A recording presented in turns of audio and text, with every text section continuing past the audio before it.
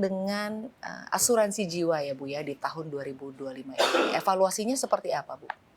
Memang year on year ada penurunan sedikit dari premi yang terkumpul dari members kami. Tapi kalau dilihat secara keseluruhan itu sebenarnya ada kenaikan. Nah, ini yang menarik.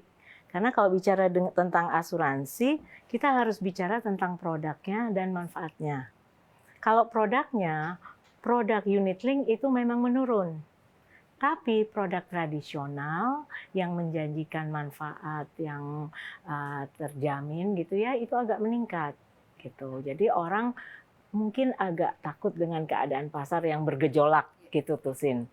Nah, kalau dilihat lagi premi yang berkelanjutan, jadi pembayaran premi-premi lanjutannya itu bagus. Artinya apa? Masyarakat mulai ngerti bahwa kalau bayar asuransi itu harus terus. Harus tertib ya Bu Nah, ya? tertib. Itu juga terlihat dari jumlah asuransi pembayaran single premium yang sedikit menurun. Apalagi itu artinya? Mungkin masyarakat sudah mulai mengerti, oh saya bisanya savings-nya begini, maka jumlahnya segini, berkala lebih baik. Tapi ada segmen market yang tertentu yang punya banyak dananya, dia milih sekaligus bayar gitu. Jadi kalau saya lihatnya tahun 2025 ini sangat menarik banget. Insurance itu sudah mulai dikenal sama masyarakat dan mereka sudah mulai memilih-milih, tidak hanya membeli karena disodorkan. Baik, jadi artinya kesadaran untuk memiliki asuransi, utamanya mungkin asuransi jiwa juga meningkat ya Bu ya di tahun 2025 seiring dengan kesadaran masyarakat betapa pentingnya memiliki asuransi.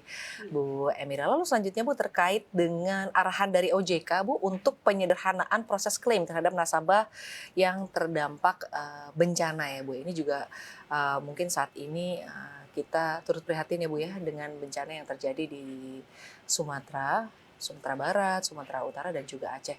Nah, ini sebetulnya seperti apa sih, Bu? Ya, pertama-tama kami ingin mengucapkan juga duka yang mendalam bagi nasabah kami maupun penduduk yang terkena bencana. Memang untuk asuransi jiwa dan kesehatan sendiri di bawah naungan AAJI, kita sudah punya guidelines penanganan bencana. Karena kan memang bencana bukan hanya kali ini aja ya Sin ya. Iya. Dulu kita sudah merasakan tsunami Aceh, gempa Palu, jatuh yang di Jogja juga. Jadi sesuai dengan arahan OJK, kita memberikan relaksasi bagi pengumpulan dokumentasi-dokumentasi klaim.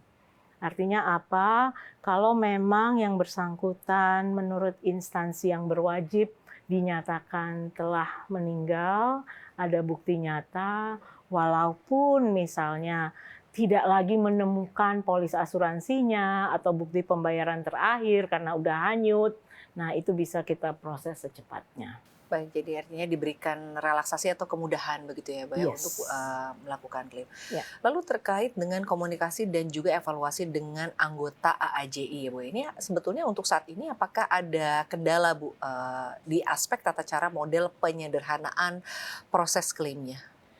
Sebetulnya seperti yang saya sampaikan tadi, karena kita sudah mengalaminya yang terdahulu, melewati COVID juga, kita sudah punya guidelines-nya. Jadi kita sudah punya shared folder-nya lah gitu ya.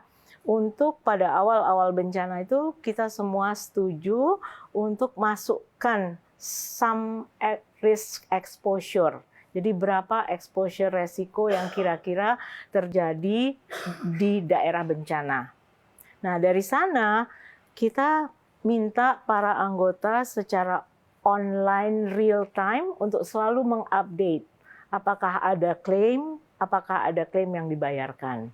Ini kita juga kerjasama dengan reasuransi, karena Sinta mungkin tahu sampai besaran premi dan pertanggungan tertentu itu di cover sendiri oleh perusahaan asuransi. more than that, kita punya yang namanya perusahaan reasuransi. Baik, Bu, ini kalau kita lihat juga kan pelaku di industri asuransi jiwa ini tidak hanya pemain lokal ya Bu ya, Ya. tapi juga ada joint venture begitu ya dengan investor yang berasal dari luar negeri. Tentunya ini memiliki kebijakan-kebijakan khusus. Nah, ini sebetulnya adaptasinya seperti apa sih Bu? Seharusnya tidak ada masalah ya, karena sebelum suatu regulasi internal itu diterapkan, akan meminta persetujuan dari level management and above. Dan rata-rata pemain joint venture kita itu juga pasti punya perusahaan-perusahaan di negara lain yang pernah juga mengalami bencana, seperti Filipina, India, even Jepang dengan gempa buminya. So I think it's not only for Indonesia, it's a global guidelines. Menurut Baik, Bu. saya sih. Jadi artinya tidak ada kesulitan ya Bu Tidak terkait ada. dengan hal ini.